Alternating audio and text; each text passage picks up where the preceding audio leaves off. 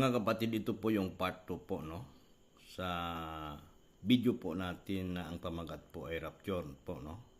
At para lubos po natin na maunawaan po yung tungkol sa rapture, no? Makibukas po tayo sa Mateo, no? 24 verse 29 mga kapatid hanggang 31, no?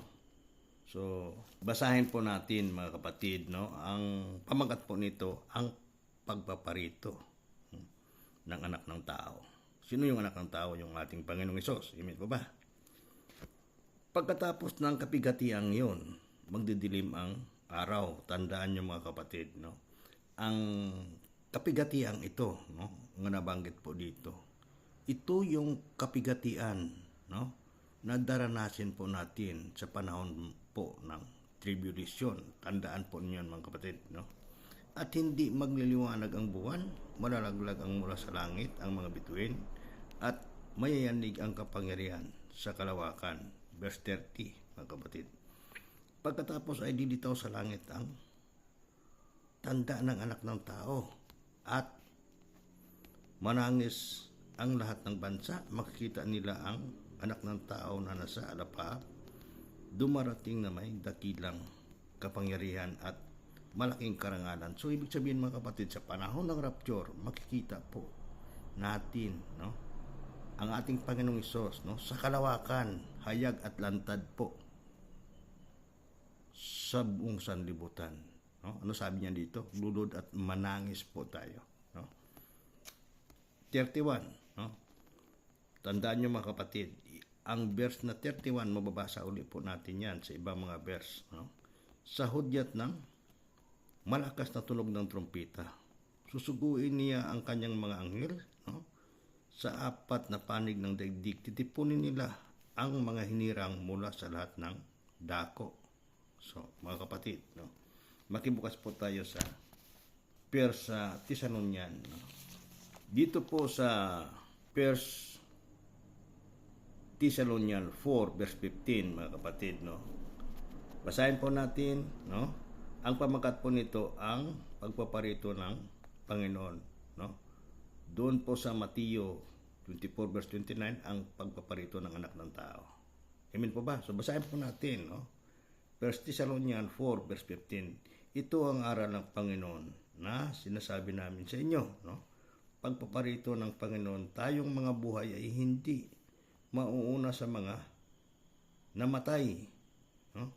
16. Sa araw na iyon, kasabay ng malakas na utos ng tinig ni Arkanghel at ang tunog, no, ng trompeta ng Diyos, no? Bababa ang Panginoon mula sa langit, no?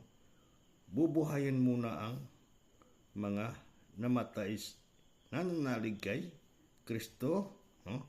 So dito mga kapatid, sa verse nito makikita po natin na bubuhayin ng Panginoon ang mga namatay, no? Bubuhayin niya muna. So ito po yung unang pagkabuhay, mga kapatid, no?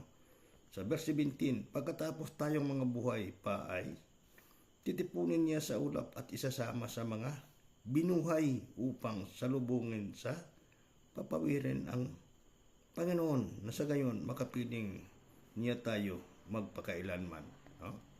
So mga kapatid, maliwanag, no? Ang rapture po nga mangyayari po, no? Ito po ay ang unang pagkabuhay, no? At basahin po natin mga kapatid dito sa Pahayag 20 verse 4, no? Para lubos po natin maunawaan mga kapatid, no? Dito sa Pahayag 20 verse 4, no?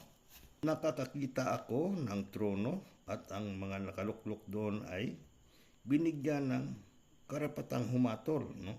Nakita ko rin ang kaluluwa ng mga binugutan dahil sa pagpatotoo tungkol kay Hesus at ang pagpahayag ng salita ng Diyos, no?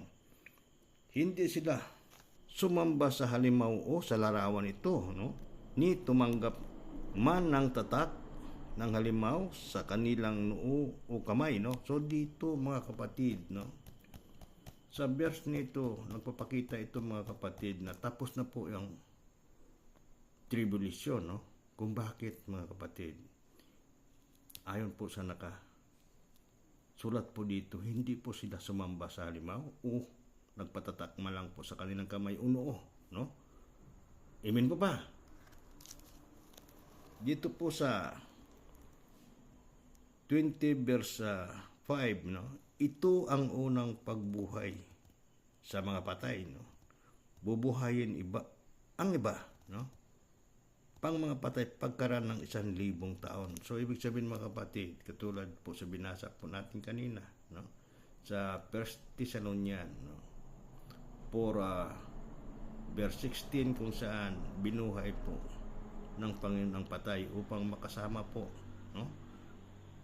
ng mga buhay, no, sa panahon po ng rapture. So mga kapatid, maliwanag na mangyayari po na rapture po, magaganap ito pagkatapos po ng tribulation, no? So ibig sabihin nito mga kapatid, kahit napatay ka na noon, kung ikaw ay namuhay mga kapatid, no, na hindi po matuwid sa harapan ng Diyos, no, hindi ka po makasama sa unang pagkabuhay po pagkatapos po ng tribulation, no? Ang mangyayari, mag-aantay ka muli, no, ng 1,000 taon bago ka bubuhayin muli, no, ng Panginoon, no?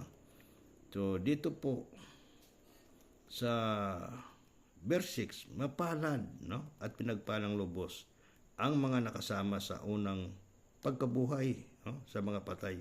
Walang kapangyarihan sa kanila ang pangalawang kamatayan. Sila ay magiging mga saserdote ng Diyos at ng Mesiyas, at maghahari silang kasama niya sa loob ng 1,000 taon.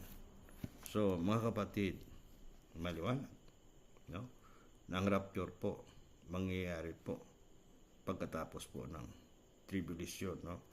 At ayon po dito sa ating binasa, no, sa pahayag 20 verse 6, no, sabi niyo, ano sabi po dito? Mapalad at pinagpalang lubos ang mga nakasama sa unang binuhay, no, dahil walang kapangyarihan po dito yung pangalawang kamatayan. Ibig sabihin mga kapatid, maliwanag na ang mga nakasama, no, o makasama po sa unang bubuhayin mga kapatid, no. Yun lang mga kapatid, yung mga taong tumanggap sa ating Panginoon at nanalig po sa Kanya. Ang mga taong namuhay dito sa sanlibutan na ayon po sa kalooban ng Diyos. Okay po mga kapatid, maliwanag, no? Sana may naunawaan po kayo. Maraming salamat po sa inyo.